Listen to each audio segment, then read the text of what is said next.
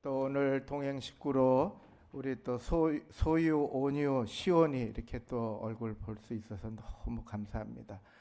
우리 특별히 아이들을 위해서 한번 격려의 박수 또 환영의 박수 할까요? 우리 소유, 온유, 또 시온이 너무너무 환영합니다.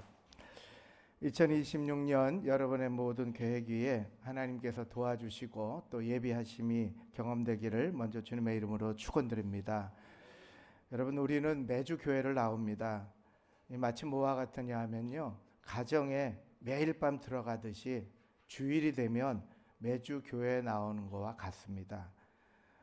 가정은 우리들의 육체적인 안정의 보금자리라면 교회는 영적인 보금자리입니다. 그러면 이제 이렇게 물을 수 있습니다. 요즘에 어떤 교회 공간이기를 교회는 어떤 곳이기를 원하냐 이렇게 물어볼 수 있습니다. 2026년을 사는 한국교회 성도들은 보편적으로 이런 교회가 되기를 이런 교회였기를 또 이런 교회이기를 원한다고 합니다. 첫째는 성경적인 지식이나 프로그램보다는 정서적 안전을 먼저 추구한다고 합니다. 그러니까 정죄하는 설교, 사람을 공격하고 비판하는 설교 그런 거 말고 또 더뎌도 좀 나를 기다려주는 분위기, 또 연약해도 실수해도 나를 배제하지 않는 공동체이기를 원한다는 거죠. 두 번째로는 갈등이 있고 문제가 생겨도 소리내지 않고 다투기보다는 저희들이 갈등을 처리할 수 있는 좀 영적이고 인격적인 분위기가 있는 그런 교회, 그런 공동체였으면 좋겠다는 겁니다. 세 번째는 신앙의 속도를 강요하지 않고 함께 나와 걸어줄 수 있는 교회 공동체들이었으면 좋겠다 그럽니다. 네 번째는 현실적인 문제거든요. 경제적인 불안, 돌봄과 노후의 문제, 가족 해체, 또 관계의 고립, 정신적인 소진, 또 우울감 이런 것에 대해서 교회가 즉시에 해결해 줄 수는 없지만 그래도 그 문제 속에 나를 혼자 두지 않는 공동체였으면 좋겠다. 이렇게 심적으로 바라고 있다는 겁니다. 그리고 다섯 번째는 완벽한 교회가 아니라 진정성이 있는 교회를 기대하고 있다는 거예요. 그래서 저는 이런 모든 바람을 한마디로 요약하면 이렇다 생각합니다. 한마디로 이런 교회는 안전한 교회라 볼 수 있습니다. 어떤 교회요? 안전한 교회. 저는 오늘 안전한 교회를 말씀으로 나누고 또 행복한 교회를 초대교회 모습에서 찾아보고자 합니다. 사실상 오늘의 교회는요, 더 이상 편안한 장소로 인식되지 않습니다. 사람들이 교회에 대해서 이렇게 질문합니다. 그곳은 안전한가? 거기 상처받지 않는가?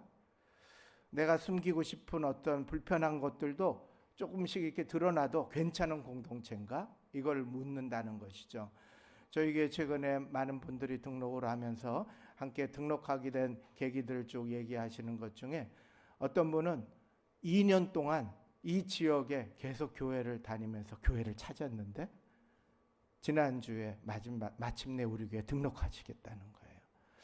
또 어떤 분은 교회 언니나 또 아는 사람들한테 물어서 교회에 대해서 계속 공부하고 이 교회가 어떤지 확인하고 그리고 괜찮다 해서 등록을 하셨다는 거예요. 그 속에는요, 우리가 정말 이 교회가 나를 지키는 건강한 교회인가 늘 질문을 갖게 되는 것이죠. 우리는 물을 수 있습니다. 그러면 예수님이 말씀하신 진정한 교회, 건강한 교회는 무엇인가? 아기가 떠들어도 괜찮습니다. 너무 불편해하지 마시고 한 걸음 더 우리가 조금 더 생각해 보면 그래요. 신앙의 단계마다 행복하고 안전한 신앙생활은 그러면 어떻게 하는 것이 맞는가? 이렇게 우리가 생각해 볼 수 있죠. 사도행전 2장 37절 42절은 오늘 초대교회의 시작점을 보여주는 그런 장면입니다. 이 본문의 배경이 이렇습니다. 오순절에 성령 강림의 역사가 일어나요. 예수님 십자가에 달려 돌아가시고 부활하셨는데 부활하시면서 예수님께서 이제 모여서 기도하라 하셨어요. 예루살렘에 모여서 기도하라. 그래서 120문도들이 마가의 다락방에 숨어서 문을 잠그고 기도를 하고 있었는데 그때 성령께서 역사하세요. 그래갖고 성령의 강림이 불같이 임하니까 사람들이 뜨거워졌습니다. 그리고 막 방언을 하기 시작해요. 입에서 예수님 이야기가 막 나오는 거예요. 그래서 두려움이 사라지고 막 사람들이 용감해지기 시작한 거예요. 이런 역사 속에 베드로와 11 사도들이요, 이제 예수님에 관해서 설교를 하러 다니기 시작하는 거예요. 근데 설교를 하기 시작하니까 사람들이요, 반응이 있었습니다. 그날에 하루에요 3,000명의 사람들이 예수님을 믿기 시작한 거예요. 그러니까 교회가 감당을 했겠습니까? 120명의 문도들, 500명의 사람들, 신앙을 예수님 쫓아다니던 사람들이 여기저기서 모였었는데 하루에 3,000명의 사람들이 돌아오기 시작한 거예요. 교회로 들어오기 시작하는 거예요. 그래서 그 사람들이 그걸 다 말씀으로 훈련받고 그러면서 믿음의 공동체를 이루고 함께 모이고 삶을 나누기 시작해서 지금까지 교회가 이루어지게 된 것입니다. 근데 그날 베드로의 설교를 들은 사람들이요, 어떻게 반응했는지 아세요? 사도행전 2장 37절입니다. 우리 한번 같이 읽어보시겠습니다. 그들이 이 말을 듣고 마음에 찔려 베드로와 다른 사도들에게 물어 이르되 형제들아 우리가 어찌할꼬 하거늘. 그러니까 어찌할꼬, 야 이게 우리가 어떻게 사는 게 맞는 거지? 이렇게 질문이 되기 시작한 거예요. 그러니까 이것은 지식에 대한 질문이 아니고 자기 지금 존재에 대한 질문이 일어나기 시작한 겁니다. 그러니까 하나님의 말씀을 듣고 그다음에 마음이 찔린 거예요. 그리고 회심을 돌이켜야 되겠다 하는, 그렇게 하는 순간에 자신의 존재와 진짜 자신의 모습을 정직하게 보기 시작한 거예요. 내가 옳다고 당연히 생각하는 생각, 사고, 가치, 방향을 멈춘 거예요. 그리고 점검하기 시작한 겁니다. 이거 아닌데? 내가 옳다고 아내, 자식들 겁박하고 윽박지르며 사는 거 있어요. 많아요. 이거 아닌데? 말씀을 듣고 깨닫는 거죠. 내가 다 이건 나 먹고 살기 위함이야 이렇게 말하는데 주변 사람들은 굉장히 불쾌해요. 근데 말씀을 듣고 나니까 이거 아닌데? 깨달아지는 거예요. 내가 옳다고 말해요. 합리화시켜서 양심도 저버리고 막 얘기해요. 너무 당연한 듯이 하는데 주변 사람들이 인상을 찡그리고 있어요. 말씀을 들을 때 깨달아요. 이거 아니구나. 말씀 앞에서 노출된 자신에 대한 탄식이 뭐냐? 사도들이여, 형제들이여, 우리가 어떻게 하면 되냐? 우리 어찌할꼬? 이것이 바로 교회의 시작이었습니다. 예수님이 세우신 교회는 처음에 성령 충만하여 이렇게 시작이 된 거예요. 그래서 세 가지가 이어집니다. 첫째는 회개와 돌이킴의 역사가 교회의 시작이었어요. 두 번째는 그 많은 사람들이 공동체로 다 들어오는 편입하는 현상이 일어났어요. 세 번째는 지속적인 신앙훈련과 관계 유지가 계속 이어져서 오늘날 2000년의 교회 역사가 이어져 온 것입니다. 첫 번째로 보면요, 사실 교회는요 시작부터 완전한 사람이 아니었어요. 완전한 사람들이 모임이 아니었어요. 교회는 완전하지 않았어요. 어떤 사람들이 교회를 시작했느냐? 회개하고 돌이킨 사람들로 시작했어요. 사도행전 2장 37절에 그들이 이 말을 듣고 마음에 찔려서 베드로와 다른 사도들에게 물어 이르되 사도들이여, 형제들이여, 우리가 어떻게 사는 게 맞는가? 어찌할꼬? 이렇게 하면서 시작된 거예요. 사실 그 당시에요, 율법을 완전하게 지키고 철저하게 지킨 사람들이 있었어요. 박수 받을 만한 사람들이죠. 그 사람들은 바리새인과 사두개인들이었어요. 이 사람들은 자신의 의를 드러내기 위해서 공적으로 11조도 하고 사람들 보는 데서 박수도 받고 또 사람들 보는 데서 기도도 하고 대단해 보였어요. 그런데 이들은 자신의 의를 드러내기 위해서 예수님을 십자가에 못 박고 정죄한 사람들이에요. 예수님의 교회로 들어온 사람들은요, 어떤 사람들이냐면요, 잘못을 인정하고 흠이 많은 사람들이에요. 초기 교인들은 적어도 삶의 자리에서는 겸손했어요. 말씀 속에서 자신의 부족함을 인정했어요. 자신이 추하고 온전치 못하고 양심에 걸리는 것들을 돌이켰어요. 그리고 완고한 자리에서 낮은 자리로 내려왔어요. 회개와 돌이킴이 교회의 시작이었습니다. 교회 생활의 시작이 바로 회개와 돌이킴이었어요. 두 번째는 이 사람들이 세례를 받고 교회 공동체로 들어왔어요. 세례를 받는다는 것은 여러분 무슨 의미인지 아시죠? 이제부터는 내 인생의 주인을 바꾸겠습니다라는 고백이 세례받는 거예요. 예수님의 말씀을 듣고 예수님의 말씀을 따르고 예수님 말씀대로 살겠습니다. 고백하는 순간이 바로 세례받는다는 의미잖아요. 조금 더 나가면 세상에 대해서 내가 좀 죽고 물속으로 들어갔잖아요. 다시 의에 대해서 살고 영생에 대해서 관심 갖고 또 구원에 대해서 내가 살아나는, 내 영이 살아나는 순간이 세례받는 순간이에요. 그래서 예수님께서 세례 요한에게 세례를 받으셨을 때 하늘에서 이렇게 소리가 들렸습니다. 마태복음 3장 16절에 이렇게 말씀이 나옵니다. 예수께서 세례를 받으시고 곧 물에서 올라오실 때 하늘이 열렸다 그랬습니다. 세상만 보고 세상 것만 생각하는데 하늘이 열리기 시작한 거예요. 그리고 하나님의 성령이 비둘기같이 내려셔서 자기 위에 임하심을 보게 됐다는 거예요. 우리 같이 17절 같이 한번 읽으시면 좋겠습니다. 하늘로부터 소리가 있어 말씀하시되 이는 내 사랑하는 아들이요 내 기뻐하는 자라 하시니라. 아멘. 그러니까 세례를 받고 우리가 주님 앞에 주님의 공동체 안에 들어올 때 주님의 음성은 너는 내 사랑하는 아들이고 사랑하는 내 딸이다. 나의 기뻐하는 자다. 이렇게 말씀하신다는 거예요. 그러니까 우리가 세례를 받고 주님의 교회의 일원이 된다는 이유는 하나님의 자녀이기 때문이고 하나님의 기쁨의 존재가 되기 때문에 우리는 하나로 묶여져 가는 것입니다.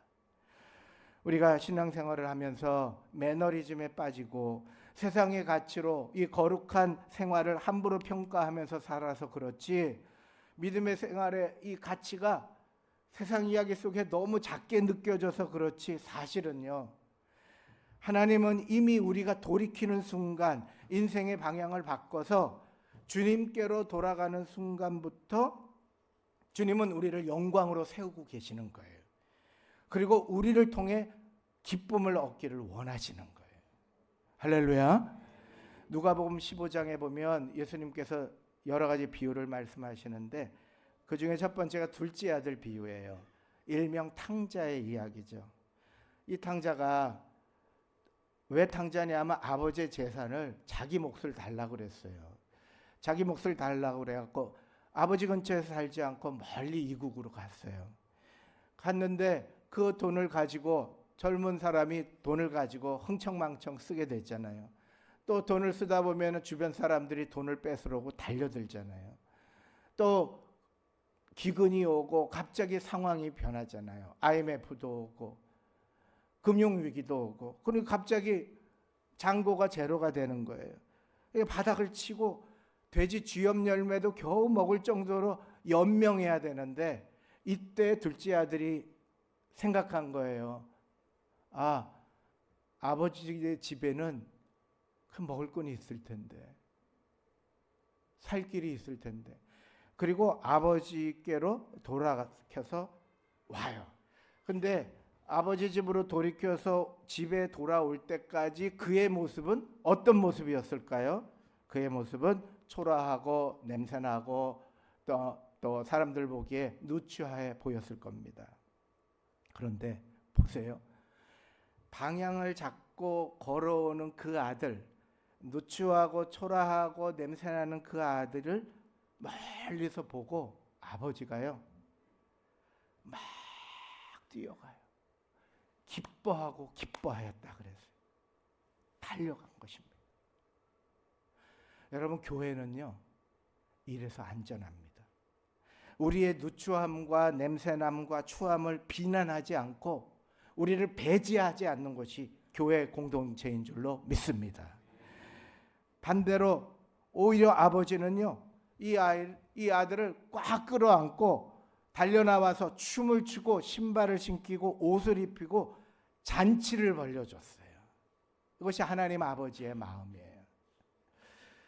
여러분, 그래서 교회가 안전해요. 세상에서 자격이 상실되어 내몰릴 때가 많아요. 세상 조직과 모임에서 폐기 처분당할 때가 있어요. 은퇴를 하고 갑자기 실직하게 되고, 그럴 때 교회는 안전합니다. 교회 공동체는 안아주고 함께하고 잔치를 베풀어 주는 것이 교회인 줄로 믿습니다. 그래서 교회는 공동체로 다 편입이 된 거예요. 세 번째는 지속적인 신앙훈련이, 즉 양육이 이어져 갔어요. 사도행전 2장 42절 말씀입니다. 같이 읽겠습니다. 그들이 사도의 가르침을 받아 서로 교제하고 떡을 떼며 오로지 기도하기를 힘쓰니라. 아멘. 그러니까 이 초대교회가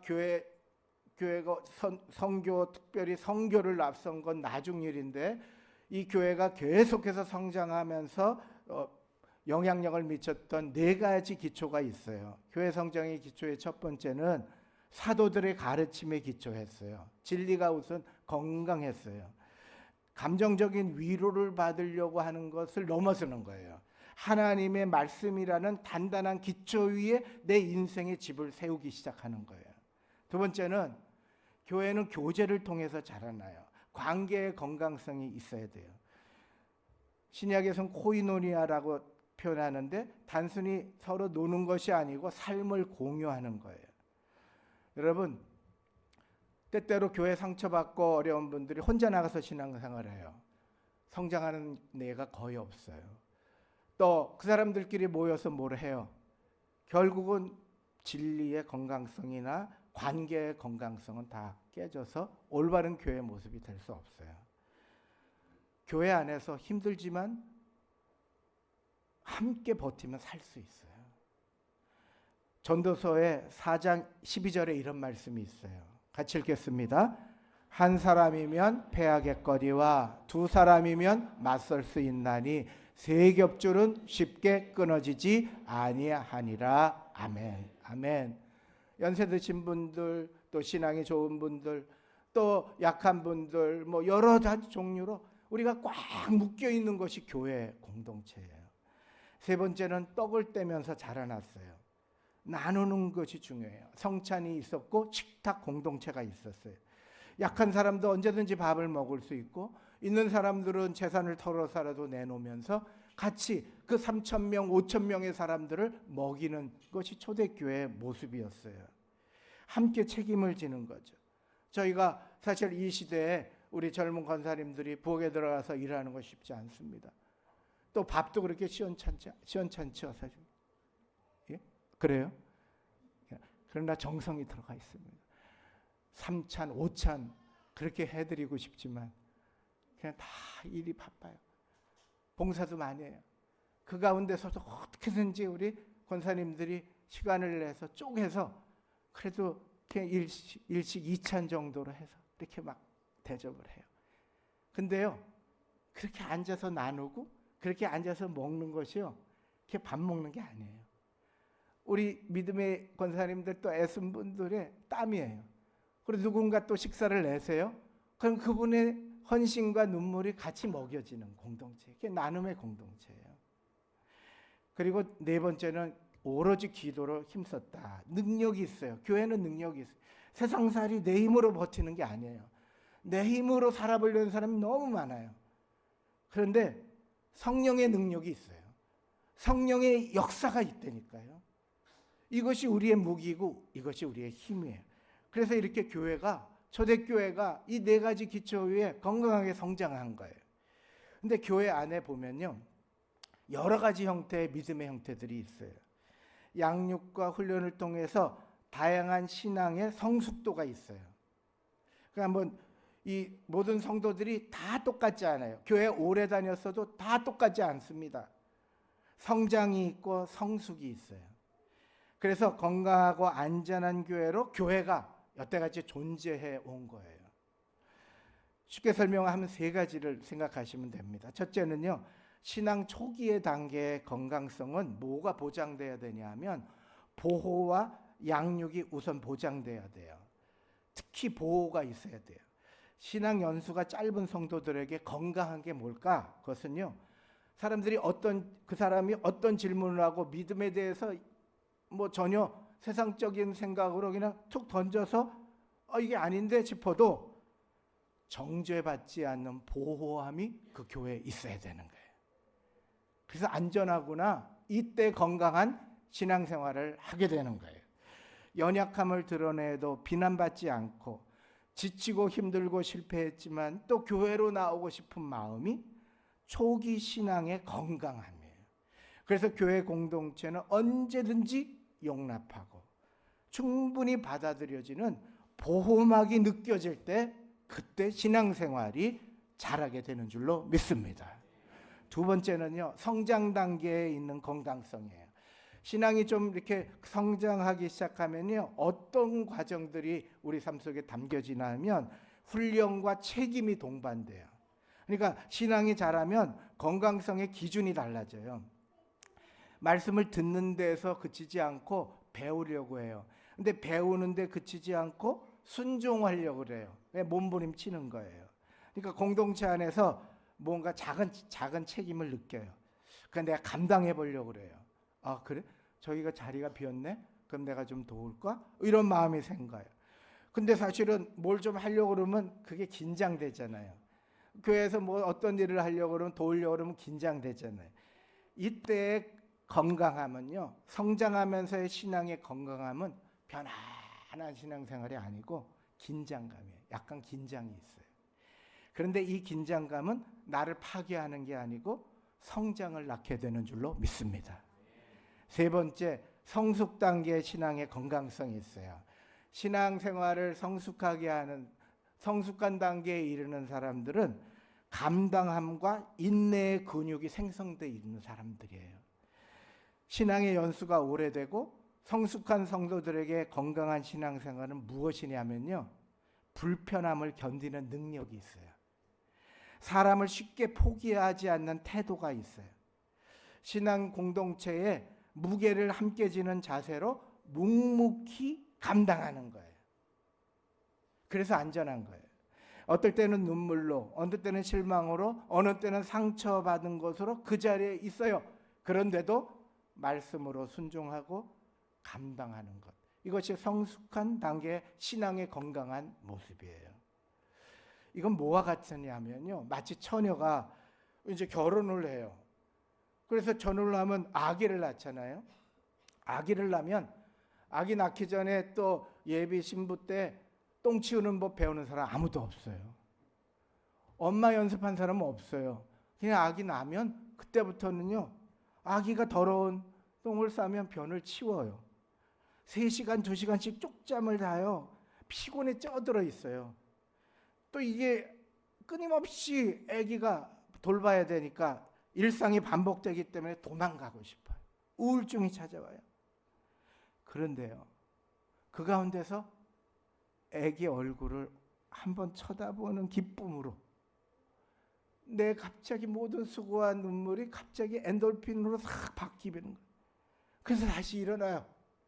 다시 일어나서 또 아기를 안고 빨래를 하고, 그래서 엄마로 자리매김을 하는 거예요. 그렇게 교회 공동체를 사랑하고 아끼고 세우기 위해서 눈물겨운 사투를 하는 성숙한 신앙인들이 있기에 교회는 안전하고 행복한 장소가 되는 줄로 믿습니다. 할렐루야. 신앙생활 처음으로 하는 분, 또 그냥 이제 한지 얼마 안 되신 분들 이렇게 감당하라는 게 아니에요. 근데 이 성숙한 단계의 성도들은요, 자신의 신앙을 이렇게 증명해요. 내가 얼마나 만족하냐 그게 아니고 내가 누구를 품고 있느냐가 교회를 일으키고 세우는 모습인 줄로 믿습니다. 할렐루야. 건강한 교회가 무엇일까요? 건강한 교회는 즐거운 교회가 아니에요. 문제 없는 교회가 아니에요. 가정에도 문제 있고 모임에도 문제 있고 사람 모이는 데는 다 문제가 있어요. 그 가운데서 자리를 지키며 함께 버티는 곳이 교회예요. 현대사회는요, 관계를 쉽게 끊을 수 있는 구조예요. 옛날에는 마을 단위였잖아요. 그러니까 그걸 멀리 떠날 수가 없어요. 조금 이사해도 그 지역에서 벗어날 수가 없어요. 근데 지금은 특히 도시는요, 관계를 쉽게 끊어요. 불편하면 나가고 상처받으면 떠나고 다른 선택지가 언제나 열려 있어요. 가정도 그렇고요. 모임도 그렇고 교회도 마찬가지. 걸음 하나 옮기면 다른 교회 십자가 있잖아요. 그러나요, 교회는요, 나를 위해서 뭐 이렇게 소비하기 위해서 백화점처럼 이렇게 소비돼서 여기는 이게 좋고 저 그런 공간이 아니고 보호의 공간이에요. 교회는요, 성과를 내는 조직이 아니에요. 사람들이 세상에 찌들어 있다가 보니까 교회도 성과를 자꾸 강조하는데 되게 중요하지만 생명을 품는 공동체예요. 뭘 잃어가면서 한 영혼이라도 잃어버리지 않도록 눈물과 땀과 아픔을 겪는 것이 교회예요. 그래서 교회는 안전합니다. 세상에 어떤 모임도요, 이렇게 하는 곳이 없어요. 하나님은 이 땅에요, 하나님 나라를 경험하는 두 곳을 주셨어요. 너 이곳에서 하나님 나라 경험할 수 있고 천국 경험하는 곳이다. 두 곳 주셨어요. 첫째는 가정이고요, 하나는 교회입니다. 근데 마귀는요, 하나님 천국을 경험하는 것을 깨트리는 게 목적이에요. 에덴 동산도 깼는데요. 그러니까 우리의 삶 속에 가정이 깨지기를 원하고 교회가 깨지기를 원해요. 그래서 가정이 항상 흔들리고 교회가 항상 흔들리는 거예요.